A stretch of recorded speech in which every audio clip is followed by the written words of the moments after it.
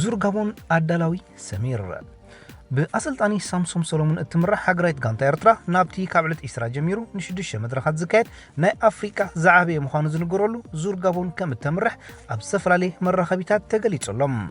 ብዘይካዚ እውን ኤርትራውያን ተቀዳደምቲ ናትናኤል ብርሃነ ምስ ኮፊዲስ ቢንያም ግርማይ ምስ ዴልኮ ማርሴ ብምዃኑ ኣብ ውድድር ክሳተፉ እዮም። በዚ ድማ 8 ኤርትራውያን ተቀዳደምቲ ኣብ ውድድር ክሳተፉ እዮም። ኣብ ውድድር ፈረንሳ ን17 ተቀዳደምቲ እተሳትፍ ምዃና ካብ ሃገራት ኣብ ቀዳማይ ደረጃ እትስራዕ ክትከውን ከላ እዛ ሃገር ምስ ዝተፈላለያ ሰለስተ ጋንታታት ነዞም ተጻወቲ ከተሳትፎም ኤርትራ ብኻልኣይ ደረጃ ክስራዕን ከላ ን8 ተቀዳደምቲ ከተኸተት እያ። እቶም 6 ምስ ሃገራዊት ጋንታ እቶም 2 ድማ ምስ ክለባቶም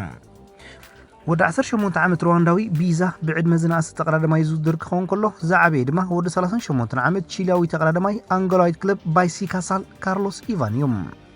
ኣብ ውድድር ካብ ሳተፉ 91 ተቀዳደምቲ እቶም 10 ኣብ ዝዓበየ ውድድራት ዓለምና ማለት ግራንድ ቱር ተሳተፉ እዮም። ብገምጋማዊ ዕድመ ሩዋንዳ ዝናእሱ ተቀዳደምቲ ሒዛ ክትመጽእ ከላ ኤርትራውን ገምጋም ዕድመ ተቀዳደምታ 23 ብምዃኑ ሳልሰይቲ ብዕድመ ዝናእሱ ተቀዳደምቲ ዘኽተተት ጋንታ ክትከውን ክኢላ ኣላ። ኣብ 2006 ዝጀመረ እዚ ውድድር ካብ 2009 ኣትሒዙ ናይ 2.1 ሓይሊ ፈረስ ወኒኑ ክካየድ ጀሚሩ። ታሪክ ሃገራዊት ጋንታ ኤርትራ ኣብ ውድድር ምስ ንርኢ ድማ ኣብ 2011 ንፈለማ ግዜ ብተቀዳደምቲ ሜሮን ርእሶም ዳንኤል ተክለሃይማኖት ናትናኤል ብርሃነ ፍረቃልስ ደበሳይ ዳዊት ሃይለ ምስጋና ዕቋፂን ተሳቲፎም ንፈለማ ግዜ ድማ ናይ መድረኽ ዓወት ኣብ ዙር ጋቦን ኣመዝጊቦም ራብዓይ መድረኽ ብዳንኤል ተክለሃይማኖት ሻድሻይ መድረኽ ብናትናኤል ብርሃነ ካብ አፍሪካውያን ተቀዳደምቲ እውን እዚ ናይ ፈለማ መድረኽ ነይሩ 2012 ሜሮን ርእሶም ናይ አፍሪካ ፍልማ ተቀዳዳማይ ቢጫ ማልያ ዝለበሰ ተቀዳዳማይ ምዃን ናብ ሳልሳይ መድረኽ ኣትዮም ሜሮን ርእሶም ቀዳማይ ተቀዳዳማይ ምስ ቀዳሞት ሰለስተ ብምዃን ካልኣይ ኮይኑ ውድድሩ ዛዚሙ ኣብ 2013 መርሃዊ ቅዱስ ኣንበሳ ዓቐብ ብምዃን ጾውቱ ዛዚሙ እዚ ማለት ንፈለማ ግዜ ንሃገርና ማልያ ዝወነነ ብምዃን ድማ ኣብ ታሪክ ሰፊሩ ኣብ 2014 ናትናኤል ብርሃነ ናይ ፈለማ ተቀዳዳማይ አፍሪካዊ ብምዃን ቢጫ ማልያ ወኒንዋ ኣብ 2014 ፍረቃልስ ደበሳይ ናይ መድረኽ ዓወት ተዓዊቶም ኣብ 2015 ኣሮን ደብረጽዮን ኣንበሳ ዓቐብ ብምዃን ንታሪክ መርሃዊ ኣብ 2013 ዘካየዱ ማለት እዩ ደጊምዎም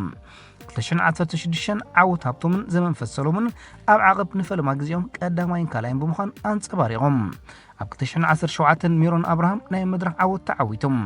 ኣብ 2018 ተስፎም ዕቁባ ማርያም አንበሳ ዓቐብ ክኸውን ከሎ ሲራክ ተስፎም ድማ ካልኣይ ብምዃን ንአንበሳ ዓቐብ ዙር ጋቦን ዓቢሎሞም 2019 ሃገራዊት ጋንታ ኤርትራ ንፈለማ ግዜያ ብጋንታ ተዓዊታ 2019 ሲራክ ተስፎም አንበሳ ዓቐብ ብምዃን ተዓዊቶም ቢንያም ግርማይ ናይ መድረኽ ዓወቱን ተዓዊቱ ወፅዩ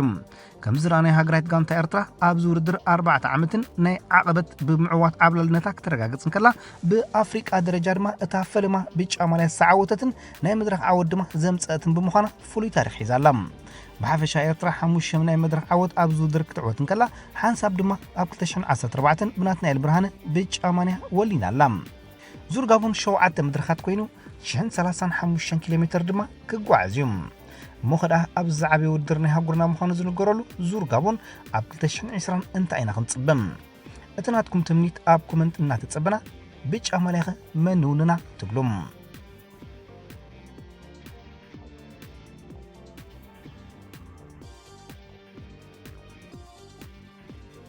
صباح سولس مشات قطمات اف اي كاب انجليز قصيلو خمسيوم اب صباح زكايدو 6 صوتات اب قدما اجري بناي معروض يتزازمو قطمات كوينوم ناب زقطل رابعي زوريا زحلفا كلبات وساني ناي كالا اجري صوتات ككايدن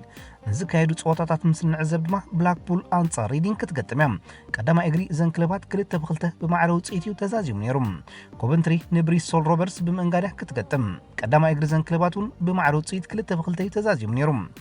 نيوكاسل أميرا أنصار روشدال تكايدو توسخ 9 دقيقة صبيام زا بريمير ليج بلوز أقاو ممنات شجيرا زلا كلب زحلف قدما يجري صوتا معرك حدا بحدا مفرلا يذكر شروبري أنصار بريستول سيتي كتقطميام زن كلتا كلبات اب قدما يجرون بمعروض سيت حدا بحدا ينتفرالي نيرن تران ميري أنصار واتفور التكايدو صوتا اتي باقو اقالبوس افكر سبورت شيو زركب صوتا يوم زا اب تحت واي ليج تصوات كلب اميرا واتفور 3 بارو تمريحه نعرفت وصيا كتبكع دحر عرفتي بزمزغبتن 3 شتوتات بممعراي ناب توسخي 9 زوسد ناي كلا اجر صوتا كتمرح كيلام ابز ناي صباح صوتا دما نزا اب بريمير ليج بلوز قمنا هنيص ازلان اب دحروت 5 صوتات اب 3 بمعوات سعرت كي قمست تقسك زلا واتفور كتبدا تصبيت يغبرلام بجوزي مورينو اتعلم كلب توتنهام دما أنصار ميدلسبرو صوت كتتسلسل يام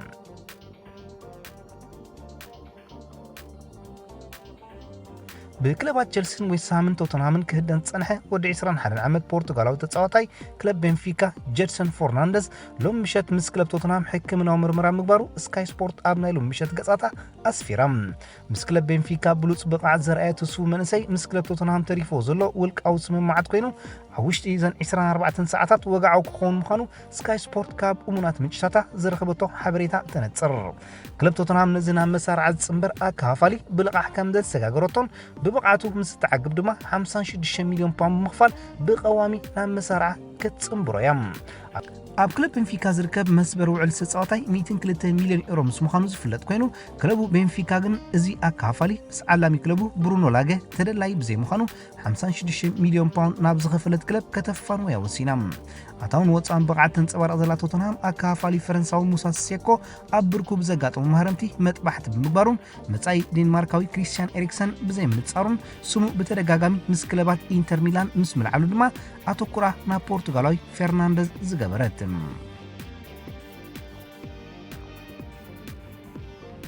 ስፓኛው ሓላውልዳት ክለብ ሊቨርፑል ነበር ፔፔሬና ናብ ክለብ ኣስቶን ቪላ ተሰጋጊሮም ዝምኩር ሓላውልዳት ምስ ኣስቶን ቪላ ንልቃሕ ን6 ወርሒ ክጸኒሑ ናብ ቪላ ፓርክ ኣምሪሖም ቪላ ሓላውልዳታ እንግሊዛዊ ቶም ሂተን ብማህረምቲ ን6 ወርሒ ምኽሳርያ ንዝምኩር ሓላውልዳት ናብ መሳርዓ ጸንቢራቶም እዚ ሓላውልዳት ምስ ክለብ ሊቨርፑል ኣብ 394 ጸወታታት ምስላፉን ሓደ እዋኑን ብሉጽ ሓላውልዳት ፕሪምየር ሊግ ክስለፍ ከም ዝበቕዐን ዝከር ኮይኑ ምዛ እንግሊዛዊት ክለብ ዋንጫ ሱፐር ካፕ 2005 ኮሚኒቲ ሺልድ 2005 FA ካፕ 2006 ከምኡውን ካርሊን ካፕ 2012 ዝርከቦም 4 ጽዋዓት ዓቲሮም ብዘይካዚ ምስ ሃገራዊት ጋንታ ስፓኛ ድማ ኣብ 36 ጽዋታ ምስላፍ ዋንጫ ዓለም 2010 ከዓትር በቂዕዮም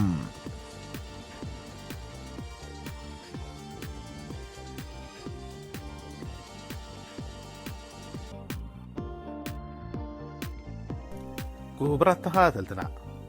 حج بزبطحنا زينا مسرت بارسلونا علامي ازنبر فالفير لاسنويتا لتخاب كل تشن 10 شوعة جمير ريال بيتس كعلم زد سنحه اندريك ستين سولار كم حدش علامي عمزيزات ولا نمولو تصاب وابزغط المدمنا تخاتلو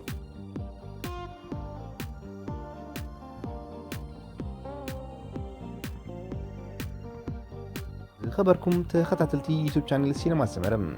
نمكتالكم إننا مسجنا نلوم معلتي أدلنا لكم زنبرنا سبورتها وتحسسات أبزازيمنا لنا أبقى علي بخالق حابريتها تتكساب مرخب نقولنا ببزلنا سلام انتعنان